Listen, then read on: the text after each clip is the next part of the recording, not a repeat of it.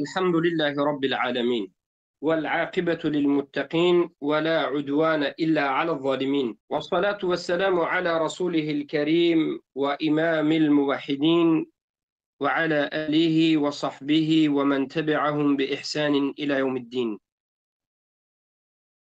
أما بعد، السلام عليكم ورحمة الله وبركاته. برادران و خواهران عزیز، بإذن الله سبحانه وتعالى این حلقه پنجم از خوارج شناسی است و کشف شبهات اونهاست. بإذن الله سبحانه و تعالی در این حلقه درس، در این حلقه مبارکه به شما مناظره عبدالله ابن عباس رضی الله عنهما با خوارج را بیان خواهیم کرد. و البته که وقتی که خوارج ها حضرت علی رضی الله عنه را تهمت کردند، یکی از صفت های خوارج انا همین است: از سبب جهل، از سبب بی‌علمی یک طرف مقابل خود را به یک چیز طعنه میزنند که در همون چیز اصلا وجود ندارد. یک چیزی را به کسی نسبت میدهند که انا همون چیز اصلا وجود ندارد. الله المستعان. حضرت علی رضی الله عنه هم خیلی هم کوشش کردند که خوارج ها از این عقیده باطل خود بازگردد، حرکت کردند و حتی روز از روزها حضرت علی رضی الله عنه آوردند قرآن را در بین مسلمان ها گذاشتند و همین به قرآن و به همین قرآن گفتند که حدیث صحبت بکن. البته که قرآن انا همین کتابی که در بین من شما هست صحبت نمیکند خودش. صحابگان و مسلمان هایی که در این مجلس بودند در حیرت ماندند، گفتند که ای علی رضی الله عنه، قرآن که خودش صحبت نمیکند. ما اگر خواهیم که از قرآن یگان مسئله را فهمیم باید خودمون خوانیم. حضرت علی گفتند که انا همین است، انا همین است که به خوارج ها بگویید، زیرا که خوارج ها به حضرت علی ضدیت کردند و گفتند که شما قرآن را حاکم قرار ندادید، انسان را حاکم قرار دادید.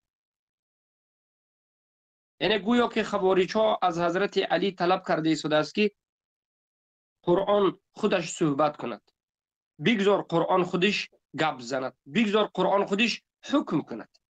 آخر قرآن که خودش حکم نمی کند، قرآن که خودش گپ نمی زند، حکم قرآن را انسان های مسلمان ظاهر می کنند و جاری می کنند.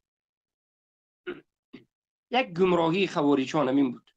به سبب یک چیز عادی، خیلی هم عادی، امروز به شما این خیلی عادی میتابد. بله، گمراه شدن خوارج ها در زمان حضرت علی رضی الله عنه امروز فکر میکرد که یک چیز عادی بود. در یک مسئله عادی خوارج شدند. خوارج ها گفتند که قرآن باید خودش صحبت کند. آخر عقلا هم ما میدونیم که قرآن خودش صحبت نمیکند. قرآن باید حکمش انسان جاری کند، تطبیق کند. اما به همین یک شبهه هزارها نفر گمراه شدند، ضال مضل شدند. انا همین صحبت الله سبحانه و تعالی کرده که کلام الله که گفت الف لام میم احسب الناس ان يتركوا ان يقولوا آمنا وهم لا يفتنون ولقد فتنا الذين من قبلهم وليعلمن الله الذين صدقوا وليعلمن الكاذبين. الف لام میم. آیا شما همچنین میپندارید، همچنین گمان میکنید که ما شما را نمیسنجیم؟ همچنین فکر میکنید که اگر شما بگویید که ما مسلمان هستیم، ما مؤمن هستیم، دیگر به بالای شما سنجش نیست، بلکه شما را می سنجیم چگونه ای که پیش از شما گذشتگان را سنجیدیم، تا که صادق ها را از کاذب ها جدا بکنیم، تا که دانسته شود که صادقین در دین کیها هستند و کاذبین و دروغین در دین کیها هستند. به سبب همین یک مسئله الله سبحانه و تعالی سنجید و هزارها انسان گمراه شدند. حضرت علی رضی الله عنه با بجا آوردن مناقشه ها میخواستند که خوارج هایی که گمراه شده است توبه کنند، خطاگی خود را فهمند، اما خوارج ها این جهلا در هم ضلالت و گمراهی خود ثابت قدم می ایستادند. امروز بعضی ها ثابت قدمی خوارج ها را دیده فکر میکند که این خوارج ها پس حق هستند. مثلا امروز بعضی از خوارج های جدود هست که تمام امت را تکفیر میکند، تمام علمای اهل سنت را هم تکفیر میکند و شب و روز در بالای تکفیر موحدین مشغول است. وقتی که به او صحبت میکنند صحبتی هیچ کس را گوش نمیکند، یعنی در همین عقیده باطلش استوار است. بعضی از مردم خوارج را دیده فکر میکنند که وقتی که خوارج در عقیده کفریش یا در عقیده ضلالتش ثابت ایستاده است پس حق است. میگند نه، این باطل است، این فکر شما باطل است. استوار ایستادن در یک عقیده باطل، در یک عقیده باطل معنیش اینه که عقیده باطل عقیده صحیح است. ببینید مثال در زمان حضرت علی انسان هایی که از 10 یار بهشتی هستند زنده اند، بهترین صحابگان زنده و یکی از آنها علی، و در زمان خودشان بعد از عثمان بهترین صحابه علی رضی الله عنه، بعد از اینکه ابوبکر و عمر و عثمان وفات کردند از بهترین ها علی، اولین ها علی بودند رضی الله عنه. و دیگر از صحابگان زنده، مادرمون عایشه رضی الله عنها زنده و دیگر از صحابگان هزارها صحابه زنده. یک عده برآمدند به حضرت علی خروج کردند، به حضرت معاویه هم خروج کردند. این صحابگان بزرگوار را تکفیر نمودند در حالتی که در بینشان یک نفر از صحابه نیست. یعنی همین جماعتی که برآمدند خروج کردند خوارج شدند در بینشان یک نفر از صحابه نیست،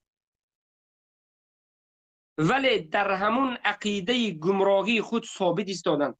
حضرت علی، حضرت عبدالله ابن عباس و دیگر از صحابگان رضی الله عنهم این خوارج ها را دعوت به حق کردند، گمراهیشان را فهمانیدند، ضلالتشان را فهمانیدند، اما خوارج ها باز نگشتند، در همون ضلالتشان ایستادند. بله عده بازگشتند، عده باقی ماندند. این چی را نشان میدهد؟ این نشان میدهد که من یهدی الله فلا مضل له و من یضلله فلا هادی له. هر کسی را که الله هدایت کرده است گمراه کننده نیست و هر کسی را که الله گمراه کرده است هدایت کننده نیست. پس امروز هم وقتی ما میبینیم یک عده گمراه شده اند و با شنیدن آیات از قرآن، با شنیدن احادیث، با شکست خوردنشان هم توبه نمی کنند، این جای تعجب نیست. این اولین مراتب نیست، این فقط در زمان ما نیست، این به سبب ضعیف بودن ما نیست. گمراهان از گمراهیشان توبه نکردن به سبب ضعیف بودن حجت ما نیست، به سبب ضعیف بودن ما نیست، به سبب گمراه شدن خود آنها است. خیلی که در زمان حضرت علی هزارها نفر گمراه شدند، حجت حضرت علی آشکار و واضح بود. حتی نماینده حضرت علی عباس عبدالله ابن عباس رضی الله عنه وقتی که به خوارج ها بحث و مناظره کردند، خوارج ها شکست خوردند، سکوت کردند. به حضرت عبدالله ابن عباس جواب گفتن نتوانستند، شکست خوردند، اما توبه نکرد. پس این همین است که الله کسی را گمراه کند هدایت کننده نیست. من میخواهم به تو بگویم که برادران عزیزم، اهل توحید، وقتی که یک جماعتی را میبینید که گمراه شد، در گمراهیش استوار است، شما در حق بودن خودتون به شک گرفتار نشوید. شما یک جماعتی را دیدید که گمراه است و دعوت کردید به هدایت، حجت را رسانیدید، اما باز قبول نکرد و در گمراهی ثابت ایستاد، این دلالت نمی کند که تو گمراه هستی. تو از راه استقامت بیرون نشو. یعنی این یک نقطه مهم است. برای چی من این سخن را گشته و برگشته گفته ایستادم؟ برای اینکه بسیاری کسانی که به خوارج پیوستند، خصوصا به خوارج‌های جدید، به سبب انا همین یک نقطه، خوارج‌ها با کشتن هم از راه نگشتند، با کشته شدن هم از راهشان نگشتند، در بحث و مناظره شکست خوردند، از راه نگشتند. بعض انسان‌هایی که ضعیف بود، بعضی از شبهات را داشت، این صفت خوارج را دیده فکر کرد که خوارج ها حق است، به خوارج ها پیوست شد و گمراه شد. احتیاط شوید. در آینده این فتنه شاید باز وسیع‌تر و آشکارتر شود. هرگز به خوارج همراه نشوید، اگرچه خودتون یکتا تنها باشید. اکنون داخل می شویم به قصه حضرت عبدالله ابن عباس رضی الله عنهما که چگونه به خوارج مناظره کرد. وقتی که حضرت علی خیلی کوشش کردند که خوارج ها توبه کند، توبه نکردند. خوارج ها که توبه نکرد، حضرت علی را قبول نکرد. عبدالله ابن عباس رضی الله عنهما به نزد علی می آیند، چه خیلی که خودشان میگن. روایت بارک الله فیکم صحیح است و سندش هم واضح است که حضرت ابن عباس رضی الله عنه میگویند که قال عبدالله ابن عباس رضی الله عنهما لما خرجت الحرورية اجتمعوا في دار وهم 6000. زمانی که انا همین خوارج ها خارج شدند، حروریه ها خارج شدند، یعنی همین خوارج ها به حضرت علی خروج کردند، اینها جمع شدند در یک زمین، در یک خانه، در یک منطقه که اینجا را چی میگفتند؟ حرورا. حرورا. و این همه واقعیت در عراق است. حضرت علی هم در عراق بودند، خوارج هم در عراقی که امروز هست بودند و خوارج ها در همون عراق به حضرت علی خروج میکنند، جدا میشوند، حضرت علی را تکفیر میکنند و در یک منطقه که نامش حرورا بود جمع میشوند. برای همین خوارج ها را حروریه گفته میشد. حروری ها. برای چه حروری ها؟ همون منطقه که اولین مراتب جمع شدند و در همون منطقه اولین گروهشان را تشکیل کردند و در همینجا جمع شده ایستادند. به نام همین منطقه، به نام همین سرزمین خوارج ها را نام گذاشته میشد. حرورا. نام منطقه حرورا است. خوارج ها را چی میگن؟ حروریه. حروریه ها، خوارج هایی که در این منطقه جمع شد، اینها 6000 نفر بودند. در یک روایت 8000 نفر، در یک روایت 12000 نفر. بالاخره ما وسط رو میگیریم، نه 4 نه 8 نه 12، 6000 نفر وسط.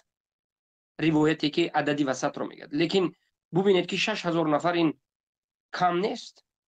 6000 نفر کم نیست. وقتی که خوارج‌ها به همون جا جمع شدند 6000 نفر، حضرت عبدالله ابن عباس میگن که اتیت علیا، به نزد علی آمدم.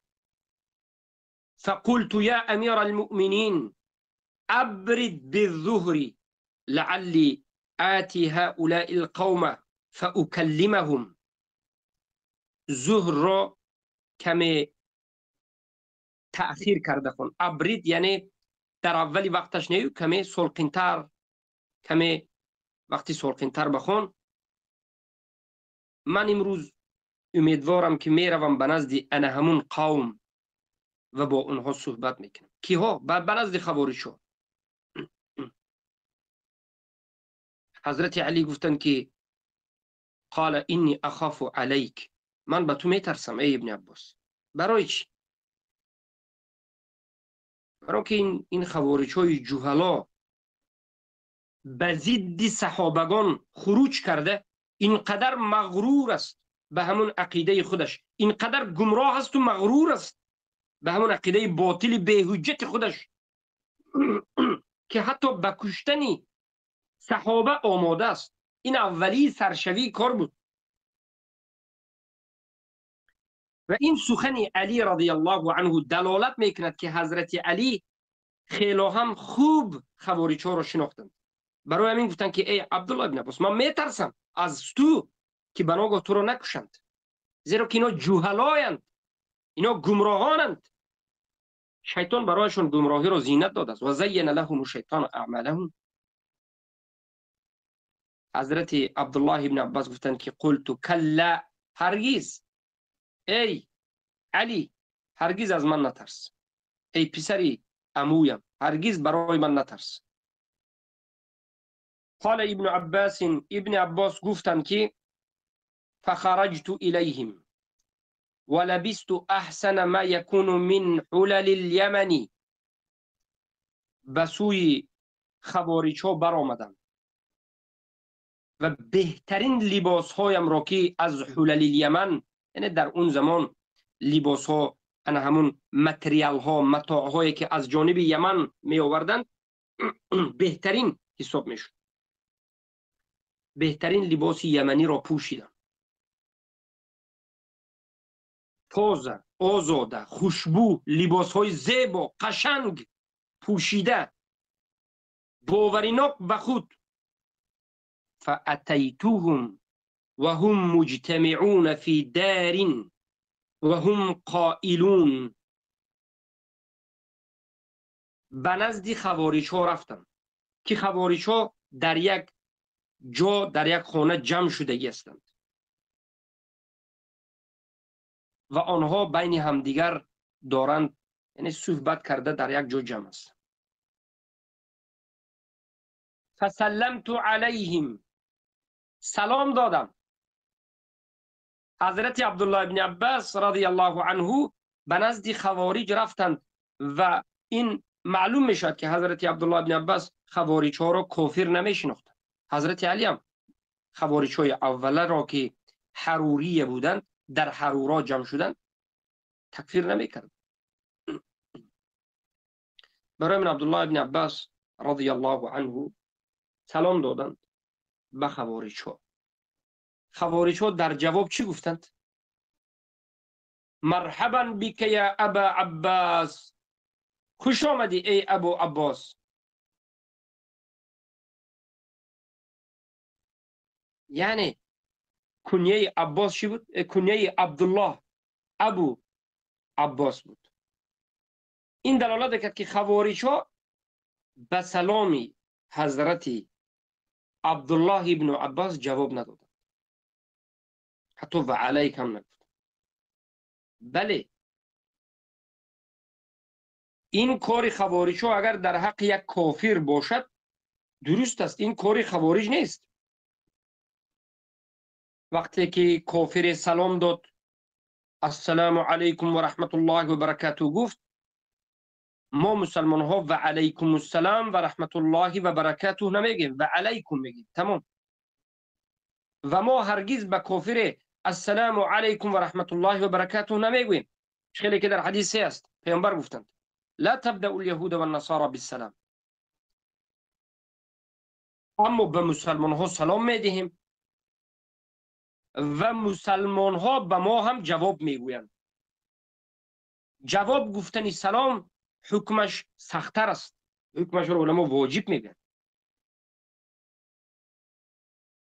اما خوارج ها مسلمان ها را کافر میگویند و بعد از این همون احکامی که به بالای کافرها، مشرکین، مرتدین یا زنادقه و یهود و نصارا و مثلا نمیدونم دیگر مشرکین همون احکام را جاری کنند، به مانندی به سلام جواب ندادن یا سلام ندادن، خوارج ها همه احکامی که به بالای کافر است به بالای مسلمان جاری میکنند، هم قدیمش و هم جدیدش، امروز هم. و باز این خوبسای جهلا فخر میکند به این جهالتش. حضرت عبدالله ابن عباس رضی الله عنه سلام دادند، جواب نداد، فقط گفت که مرحبا بک یا ابا عباس، خوش آمده ابا عباس. سلام تو به ما جواب نمیگویم. برای چی؟ حضرت عباس عبدالله ابن عباس چی مشکلی داشت؟ همراه حضرت علی بود. انا این تکفیر تسلسل ببین، یعنی حضرت علی کفر کرد گویا از نظر خوارج، عبدالله ابن عباس هم در پهلوی حضرت علی است، پس حضرت عبدالله ابن عباس هم از نظر خوارج کافر است. برای همین به سلام داده عبدالله ابن عباس جواب نگفت. خوارجان هم چنین خوبسا هستند، جهلا. اکنون در دوامش میگوید که خوارجها حضرت عبدالله ابن عباس پرسیدند که فما هذه الحلة، ای چی لباس های زیبا از این رداهای زیبا پوشیدی؟ حضرت عبدالله ابن عباس گفتند که ما تعیبون علیه، و من چی عیب میکنید؟ یعنی آیا همین لباس خوب پوشیدن هم مشکل است؟ آیا لباس زیبا پوشیدن هم برای شما یگان پرابلم مشکلی دارد؟ چرا مرا عیب جویی میکنید؟ در حالتی که من دیدم لقد رأيت على رسول الله صلی الله علیه و سلم احسن ما يكون من الحلل، به تحقیق من رسول الله صلی الله علیه و سلم را دیدم که بهترین لباس را، ردا را پوشیده بود. الله سبحانه و تعالی در قرآن سوره اعراف آیه 32 میگوید قل من حرم زینة الله التي اخرج لعباده والطیبات من الرزق، بگو کیست همان کسی که حرام کرده از زینتی الله داده، خارج کرده را الله برای بنده ها داده را کی حرام کرده است؟ این طیبات، چیزهای زیبا و پاکیزه و زینت هایی که الله به بنده ها داده و خارج کرده و از رزق داده کی حرام کرده است؟ هیچ کسی حق ندارد که الله حلال کرده رو حرام بکنه. اینه کی گفت؟ حضرت عبدالله ابن عباس یک و یک باره به خوارج جهلا یک ضربه کوبنده به فرق سری جهلای گمراه خوارج زدند. از اینجا یک فایده گرفته میشه. فایده این است که خوارج جهلا مردم مسخره کننده هستند، یعنی مردمی که شرم نکرده به تمسخر، به تحقیر مشغول میشه.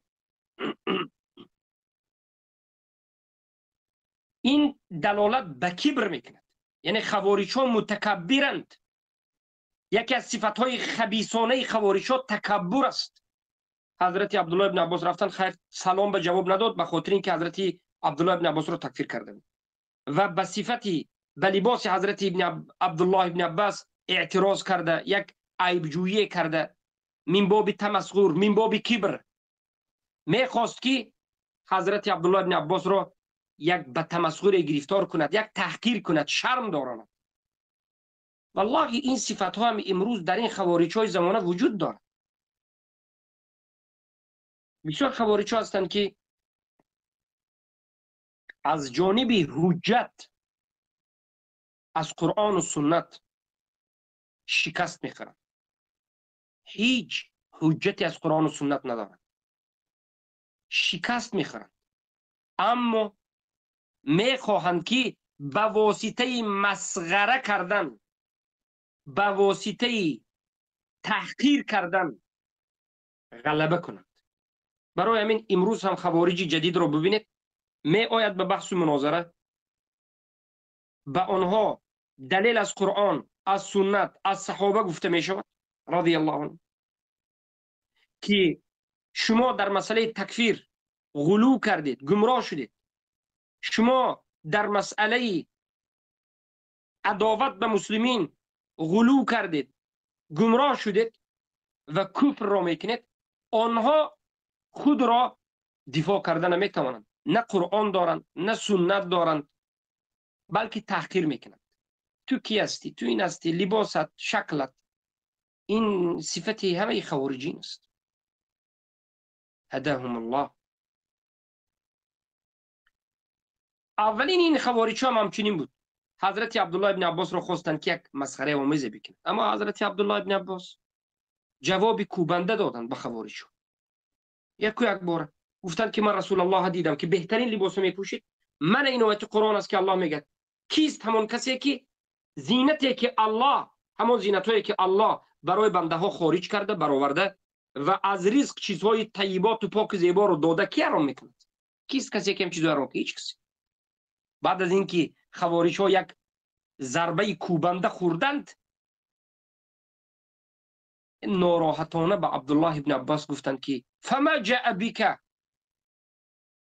ای عبدالله ابن عباس، پس چی چیز تو را به نزد ما آورد؟ فما، پس، ما آنچی، چی، جاء بک، تو را آورد به اینجا، یعنی به نزد ما. چرا به نزد ما آمدی؟ چی میخواهی؟ قلتو، حضرت عبدالله گفتند که اتیتکم من عند صحابة النبي صلى الله عليه وسلم من المهاجرين والأنصار لأبلغكم ما يقولون وتخبروني بما تقولون فعليهم نزل القرآن وهم أعلم بالوحي منكم وفيهم أنزل وليس فيكم منهم أحد. سبحان الله. الأکنون حضرت عبدالله بن عباس جواب داده گفتند که من به نزد شما از نزد صحابگان رسول اکرم صلی الله علیه و سلم آمدم، از نزد مهاجرین و انصار آمدم تا که به شما رسانم آن چیزی را که انا همین صحابگان بهترین خیر البشر بعد از انا همون پیامبران هستند، شاگردان پیامبر هستند صلی الله علیه و سلم، که الله از ایشان راضی شده، از اونها سخنهای اونها را در حق شما بگویم و خبر بدهید آنچه که شما میگویید به من. ای مردمی که به حضرت علی خروج کرده، بدانید که قرآن نازل شد به انا همین صحابه. قرآن نازل شد برای انا همین صحابه. انا همین صحابگان اعلم بالوحی منکم، از شما دیده، برای از شما دیده وحی را داناترند، خوبتر و بهتر میفهمند، زیرا که همین قرآن برای صحابگان نازل شده. از سخن نقطه عجیبش ببینید، ولیس فیکم منهم احد، و یگان نفر از این صحابگان در بین شما وجود ندارد. این دلالت میکند که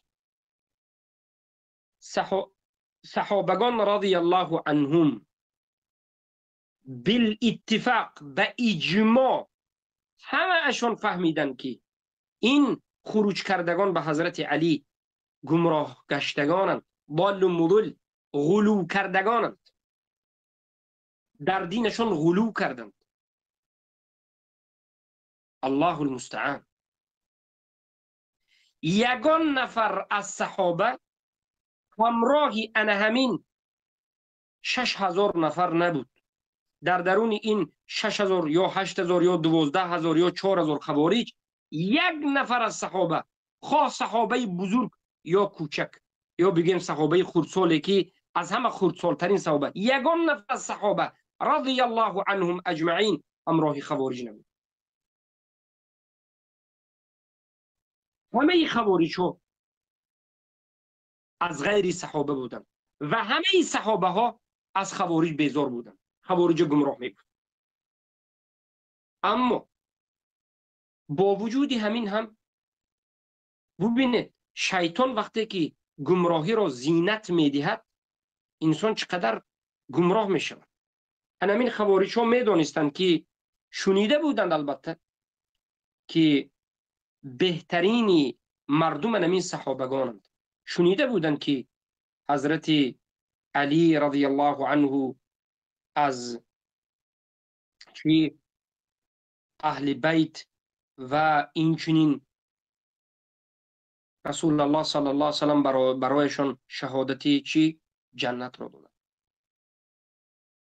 و می دانستند که همه صحابگان در پهلوی حضرت علی و یا حضرت معاویه است. می دانستند که از صحابگان الله راضی شده، همه این چیزا می دانستند، لیکن خروج کرد، شیطان زینت داد و در این راهشون ثابت قدم ایستادند، غلو کردند. یعنی در دینداری هم سخت روی درست نیست.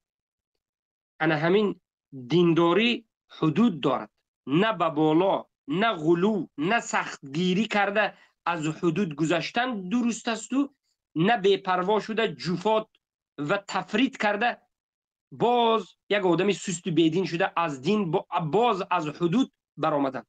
از دو جانب از حدود برآمدن گمراهیش است، یا غلو کرده سختگیری کردن یا بی‌پروایی کرده جفات شده.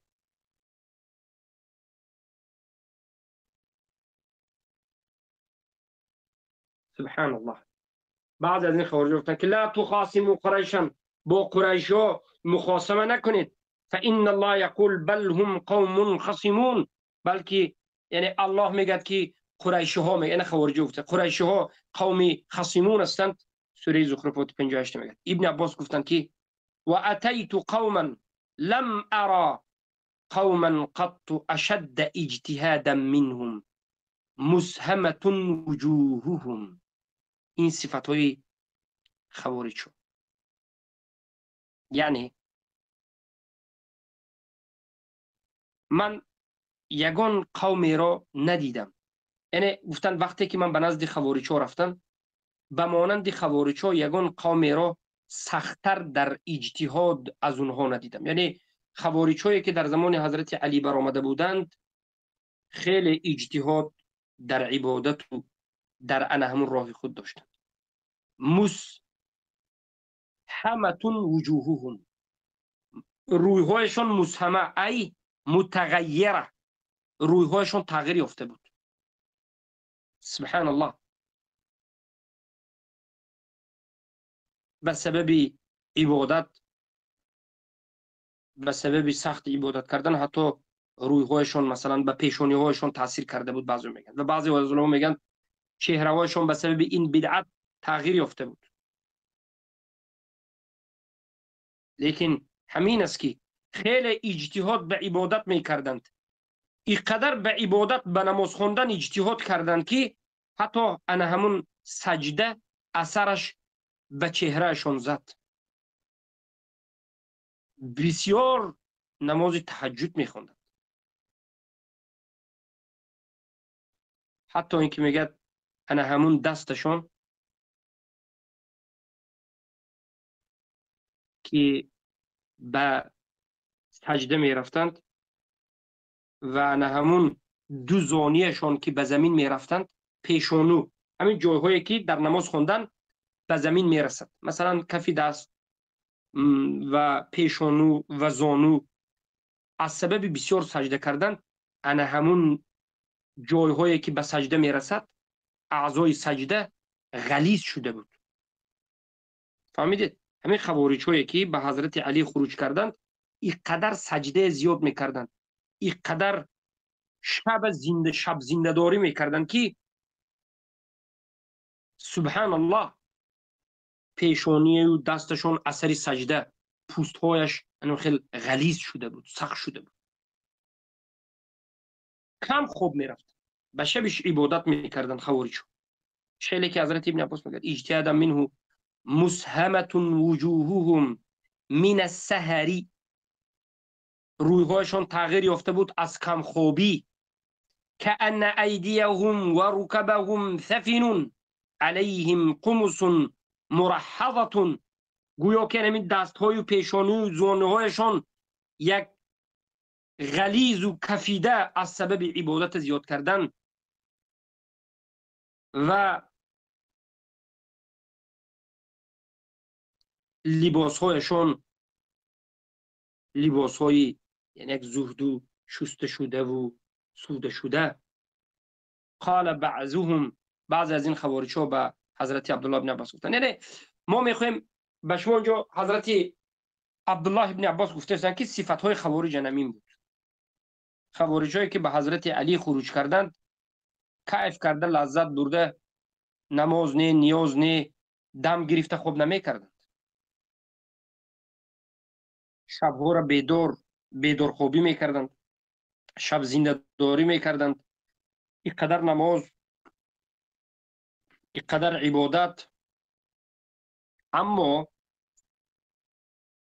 وقتی که خروج کردند به صحابه، اعتقادن که خروج کردند و اعتقادشان که باطل بود، این نمازشان، این زنده بیدار شبها را گذرانیدنشان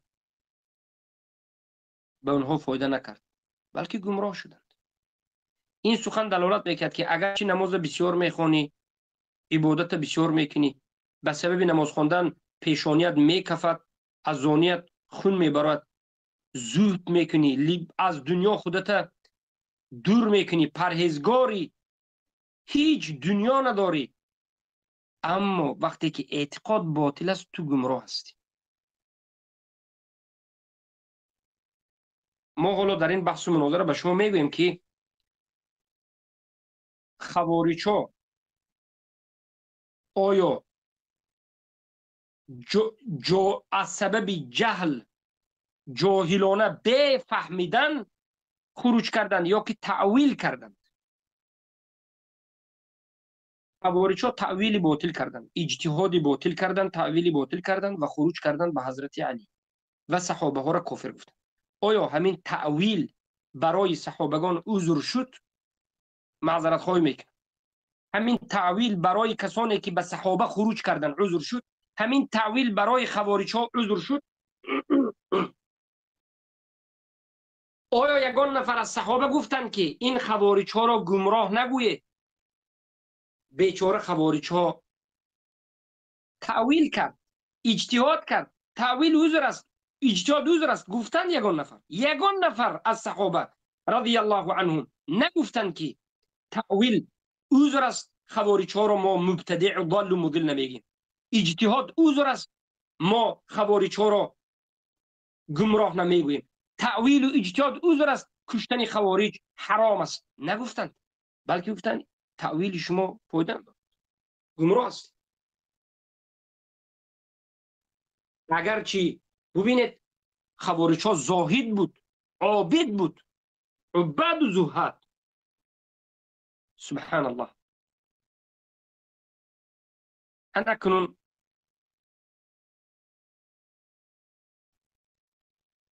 حضرت عبدالله ابن عباس گفتند که بعضی از خوارج ها گفتند که لنکلمنه ولننظرن ما یقول، صحبت میکنیم با عبدالله ابن عباس و نظر میکنیم که چی میگوید. عبدالله ابن عباس گفتند که اخبرونی ماذا نقمتم على ابن عم رسول الله صلى الله عليه وسلم وصهره والمهاجرين والأنصار؟ اولین سوال عبدالله ابن عباس به خوارج‌ها همین بود. گفتن که ای قوم، یعنی به خوارج‌ها گفتن برای چی شما دل سرد شدید یا بد میبینید یا مثلا تکفیر کردید، جدا شدید، خروج کردید به پسر عمکی، پسر عموی رسول الله صلی الله علیه و سلم، علی بن ابی طالب که داماد رسول الله است، و به مهاجرین و به انصار. یعنی خوارج‌ها به همه صحابگان خروج کرد، به مهاجرین و انصار. برای چی؟ سبب چیست؟ خوارج‌ها گفتن که قالوا ثلاثا. خوب دقت بدید، خوارج‌ها گفتن که سبب سه چیز است. حضرت عبدالله ابن عباس گفتن که ما هن، همین سه چیز چی است؟ سه چیزی که به سبب همین سه چیز شما خروج کردید، به من بگویید چی است؟ قالوا اما احداهن فانه حكم الرجال في امر الله قال الله عز وجل ان الحكم الا لله. سوره انعام 57. وما للرجال وما للحكم. اولینش گفتند از همین سه چیز یکمینش، یکی از اونها حضرت علی حکم ای فعل، حاکم قرار داد مردها را در امر الله. در امر الله قرآن حاکم قرار نداد، به جای قرآن انسان دو مرد را، عمرو بن العاص، عبدالله بن صحابه عمرو بن العاص رضی الله عنه از جانب معاویه، ابو موسی الاشعری از جانب علی رضی الله عنه. خوارج‌ها برای همین اعتراض کردن که چرا علی قرآن حاکم نکرد و دو انسان حاکم کرد در امر الله. و دلیل آوردن خوارج‌ها، یک بار به خودشون دلیل آوردن به دوام سخنشون که یعنی ما خروج کردیم به علی به سه چیز. اولین چیزی که ما به همین سبب خروج کردیم به علی این است که علی رضی الله عنه حاکم قرار داد مردها را در امر الله، در حالتی که الله میگوید که این الحکم الا لله، همه حکم نیست مگر این که از آن الله است و همه حکم از آن الله است. یعنی حاکم کی است؟ الله است. اما حضرت علی حاکم که قرار دادن، دو تا انسان رفتند و صلح کردند. مقصد خوارج چی است؟ وقتی که حضرت علی با حضرت معاویه جنگ کردند، بله، رضی الله عنهما، از جانب حضرت معاویه قرآن را برداشتند و گفتند که صلح میکنند در اساس قرآن. حضرت علی راضی شدن بالاخره. یک نماینده از جانب حضرت معاویه عمرو بن العاص و یک نماینده از جانب حضرت علی ابو موسی الاشعری رفتند در یک جا نشستند، در اساس قرآن، در اساس حکم قرآن صلح کردند که تمام جنگ از همین روز عبارت بس است. انا همین خوارج‌ها وقتی که همین صلح شد خروج کردند، گفتند که ما راضی نیستیم به این خروج، ما راضی نیستیم به این صلح و خروج کردند و حضرت علی را یک بار کافر گفتند. انا همین است ناراضیشان که گفتند علی تو باید صلح میکردی و قرآن را حاکم قرار میدادی، اما تو صلح کردی و قرآن را حاکم نکردی. کی را حاکم کردی؟ انسان را حاکم کردی، در حالتی که الله میگه که این الحکم، همانا که حکم الا لله نیست مگرم از آن الله، یعنی همه حکم از آن الله است. باید قرآن، باید الله حاکم میشه، اما شما انسان را حاکم قرار دادید. پس گفتن که و ما للرجال و ما للحکم، چین انسان ها به حکم و ما للحکم. حکم قرآن دیگر است، گفتن این انسان ها دیگر است. پس گویا که حضرت علی را حکم کننده به حکم غیر الله یا که یک قانون برار مشرع تکفیر کرد. انا مناطی که همون مناط کفری که خواریچ‌ها حضرت علی را تکفیر کردن همین بود. امروز خیلی که در بسیار مسائل خواریچ‌های چوجه گمراه، این خواریچ‌های جدود، انا همچنین آیت‌های قرآن می آرد، از فهم کوتاه خود حجت میگیرد و مخالف مسلمان ها می جنگد، به ضد مسلمان ها می جنگد. انا همچنین خوارج قدیم هم آیت قرآن میگد، لیکن آیت قرآن نمیفهم.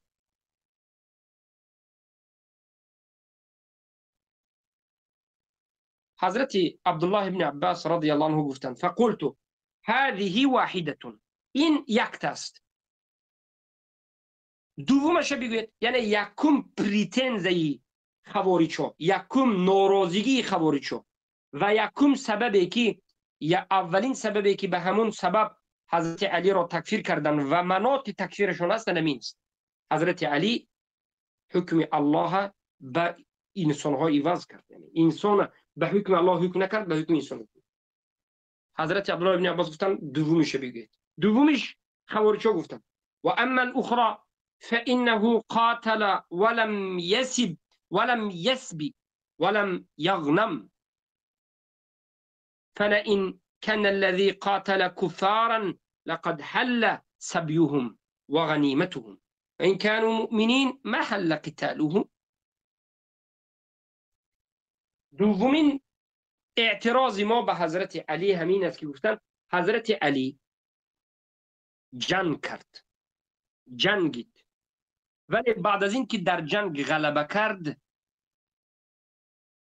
ولم یسبی، یعنی کنیز نگرفت، ولم یغنم، غنیمه نگرفت.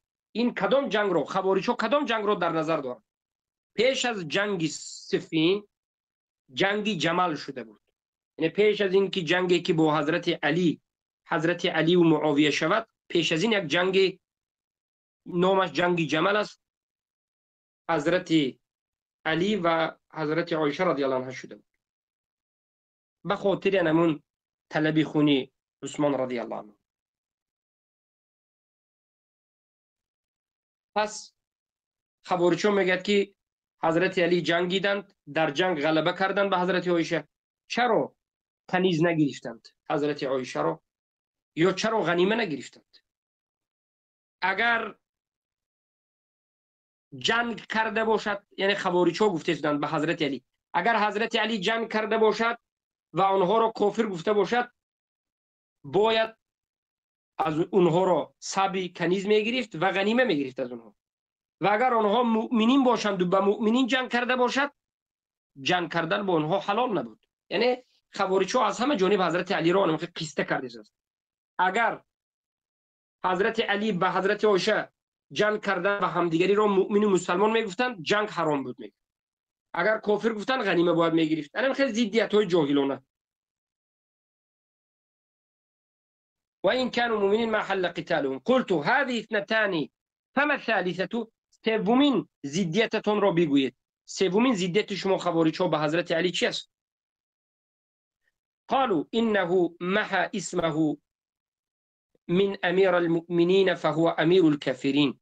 یعنی در وقت نوشتن داگوار، در وقت نوشتن عقد صلح، یعنی وقتی که همون دو لشکری مسلمان ها به همدیگر عقد صلح کردند، حضرت علی وقتی که نام خودشان را در همون ورقه صلح، در همون ورقه که عقد است و داگوار است، وقتی که خودشان را امیر المؤمنین نوشتنی شدند، جانب دیگر لشکری دیگر گفتند که ما تو رو امیر المؤمنین بودن رو قبول نکردیم، تو به حال جنگیده ایستادی، ما نمیخوایم که نام تو امیر المؤمنین نوشته شد. حضرت علی هم راضی شدند و خودشان را علی امیر المؤمنین ننوشتند. اکنون خوارج‌ها گفتند که وقتی که حضرت علی همون امیر المؤمنین را، انا همین لقب را ننوشت، انا همین ننوشتنش به راضی شد، انا همون به کافر شد. میگن پس گفتند وقتی که امیر المؤمنین نوشته شدنش به راضی نشد در همون عقد و دوگوار، پس گفتند علی کی است؟ فهو امیر الکافرین. پس علی امیر کفر است. والعیاذ بالله. حضرت عبدالله بن عباس گفتند که عندكم سوى هذا، آیا در نزد شما غیر از انا همین سه شبهه، سه اعتراض. یگان اعتراض دیگری هست. قالوا حسبنا هذا. خوارج گفتند که برای ما همین کافی است. همین سه نقطه، به همین سه نقطه ما هم حضرت علی و همراهانش صحابگان را و هم حضرت معاویه و همراهانش را، هم انصار و هم مهاجرین را کافر میگیم. یعنی ببینید شیطان چقدر اینها را زینت داد، گمراهی را بر این خوارج ها که سه شبهه جاهلانه را گرفتن. صحابگان مهاجرین و انصار را تکفیر کردند و باز خودشان را هدایت یافته میگویند. والعیاذ بالله. حضرت عبدالله ابن عباس رضی الله عنه به جواب گفتن شروع کرد. گفتند لهم ارائیتم، فقلت لهم، با آنها گفتم ارائیتم ان قرأت عليكم من كتاب الله ومن سنة نبيه صلى الله عليه وسلم ما يرد به قولكم اترضون.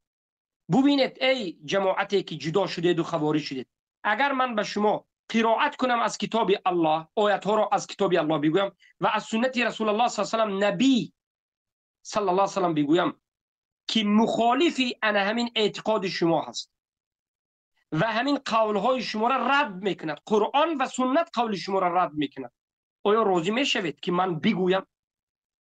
خوارج گفتند که قالوا نعم، بله بگو. حضرت عبدالله بن عباس گفتند قلت لهم اما قولكم. من با خوارج گفتم که گفتند اما قول شما، یکم اعتراضی که به حضرت علی کردید، یکم سببی که به همین سبب و به همین مناط حضرت علی به خروج کردید و تکفیر کردید حضرت علی را، حکم الرجال فی امر الله گفتید. اما سخن شما که خوارج گفتید که حضرت علی مردها را حاکم قرار داد در امر الله، در حکم الله، در دین الله، حضرت علی انسان ها را حاکم قرار داد. گفتید فانا اقرأ عليكم ما قد رد حكمه الى الرجال في ثمن ربع درهم في ارنب و نحوه من الصید. من الان به شما از قرآن قرائت میکنم که الله حکم را به مردها داده است در مسئله صید، قیمت ربع درهم در مسئله ارنب و به مانند این در صید. الله سبحانه و تعالی در سوره مائده 95 میگه، حضرت ابن عباس قرائت کردن اینو آیه: یا ایها الذین آمنوا لا تقتلوا الصید وانتم حرم. الله میگه که ای آنهایی که ایمان آوردید، در حالتی که شما احرام پوشیدگی هستید، یعنی نیتی حج و عمره کرده احرام پوشیدگی هستید، شما شکار نکنید، صید نکنید، شکار نکنید. در دوام آیات الی قوله یحکم به ذو عدل منکم. اگر شکار کردید بعضی از مشکلی ها شد، کی حکم میکنه در اینجا برای معین کردن یک انمون شکار شده و قیمتش؟ یحکم به، حکم میکنه در بالای او، ذو عدل منکم، صاحب عدل در شما، دو نفر از صاحب عدل از شما حکم میکنه. الله در قرآن حکم را به کی میگرداند در این مسئله؟ به دو مسلمان عادل. الله اکبر.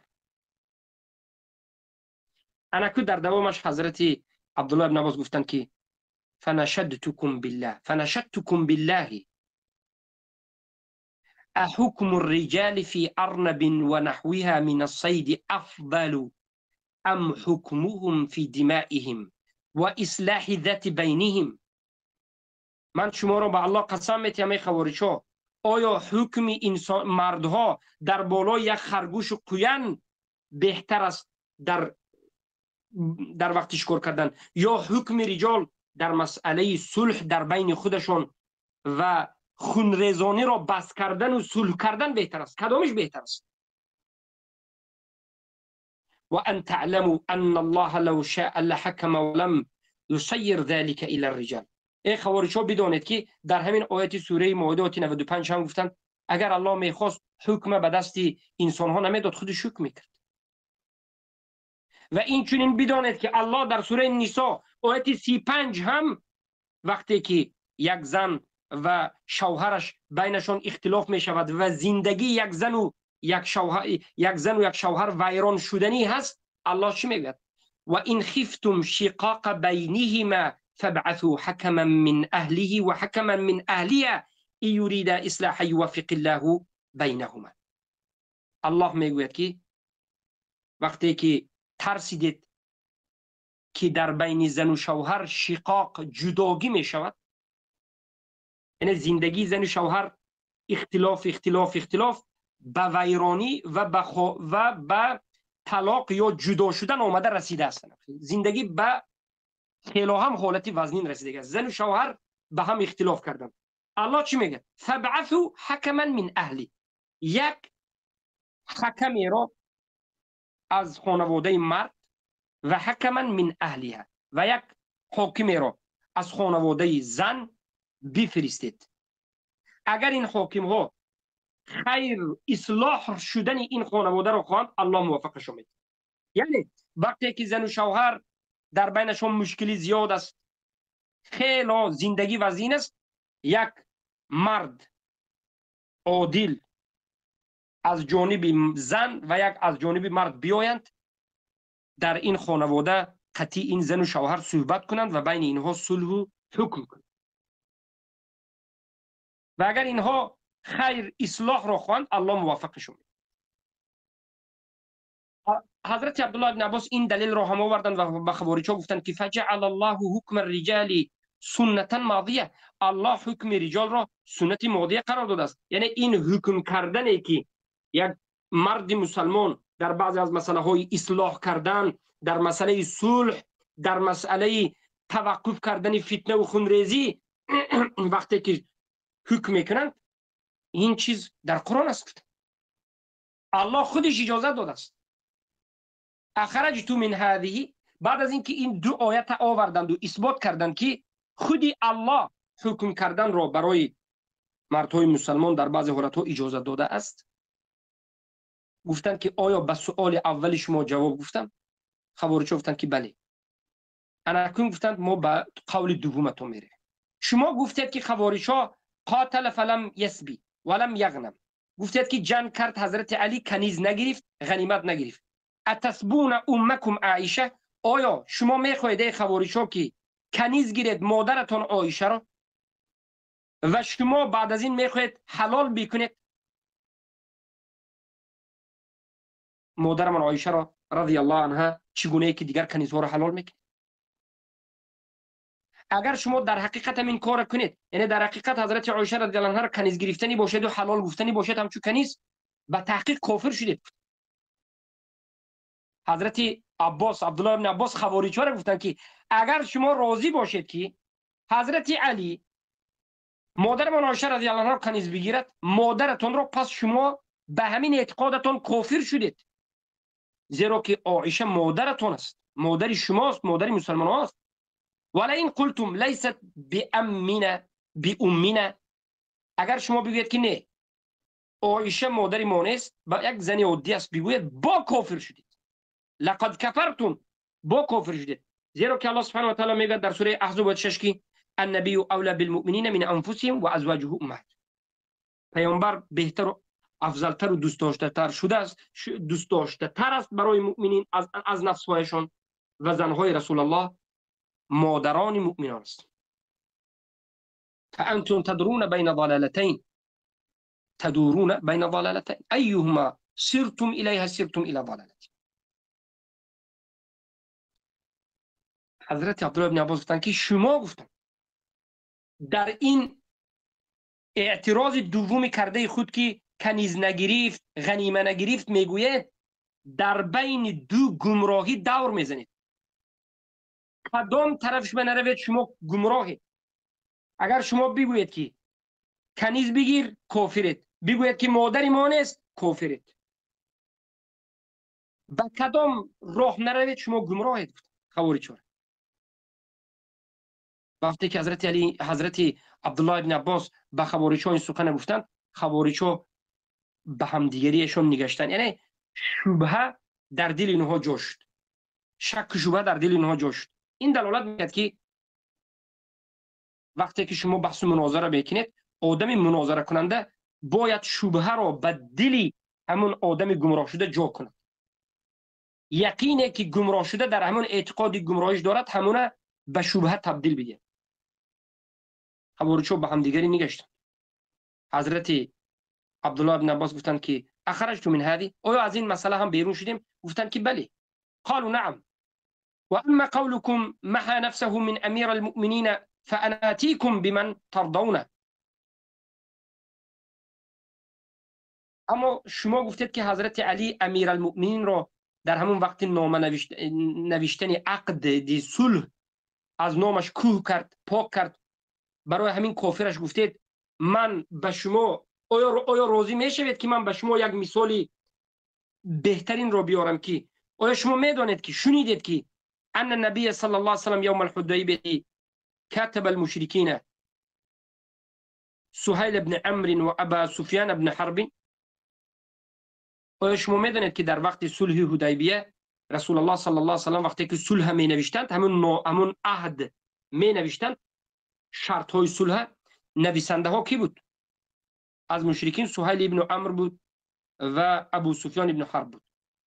رسول الله صلی الله علیه و سلم به امیر المؤمنین علی رضی الله عنه گفتند که اکتب یا علی هذا ما اصطلح علیه محمد رسول الله. انا همین آنچه که محمد رسول الله گفته است و به همین شرط راضی است. مشرکا گفتند که لا والله ما نعلم انك رسول الله، لو نعلم انك رسول الله ما قاتلناك. مشرکا از نوشته شدن رسول الله در دوام نام محمد راضی نشدند. یعنی در همون صلح حدیبیه راضی نشدند که پیامبرمان رو رسول الله نوشته شد. گفتند که نه، ما راضی نیستیم که تو رسول الله نامت رو نویسی. اگر ما میدانستیم که تو رسول اللهی ما به تو جنگ نمیکردیم. تو در اینجا نامت رسول الله ننوشت، تو فقط محمد ابن عبدالله نوشت. نویسنده کی بود؟ حضرت علی بود. حضرت رسول الله صلی الله علیه و سلم گفتند که اللهم انک تعلم انی رسول. ای الله تو میدانی که من رسول تو هستم. و به علی گفتند که اکتب یا علی، ای علی بنویس که هذا ما اصطلح علیه محمد ابن عبدالله، محمد ابن عبدالله. اكو بنویس که انا همون چیزی که گفته شد و راضی شد و اتفاق بین همه شد محمد ابن عبدالله. یعنی پیامبر راضی شدن که در همون وقتی نوشتن عقد با مشرکین، وقتی که مشرکین راضی نشد به رسول الله نوشتن به دوام نام رسول الله، محمد رسول الله نوشتن راضی نشد، خودی رسول الله راضی شدن که محمد ابن عبدالله نویسند و رسول الله را ننویسند. برای همین خوارج‌هایی که خروج کردید به حضرت علی، حضرت علی را شما تکفیر کردید به خاطر اینکه امیرالمؤمنین نوشتن را به خاطر صلح هیچ باکی ندارد گفت پاک کرد. علی ابن ابی طالب گفت پیامبر رسول الله رو پاک کردن. به این چی میگید؟ فوالله لرسول الله صلی الله علیه و سلم خیر من علی. قسم به الله که حتما رسول الله صلی الله علیه و سلم از علی بهتر هستند. گفتن و ما اخرجه من النبوة حين محى نفسه. زمانی که حضرت رسول الله در همون صلح حدیبیه به علی گفتن که رسول الله را از نام من پاک کن، در همونجا رسول الله از رسول بودن نبر آمدند.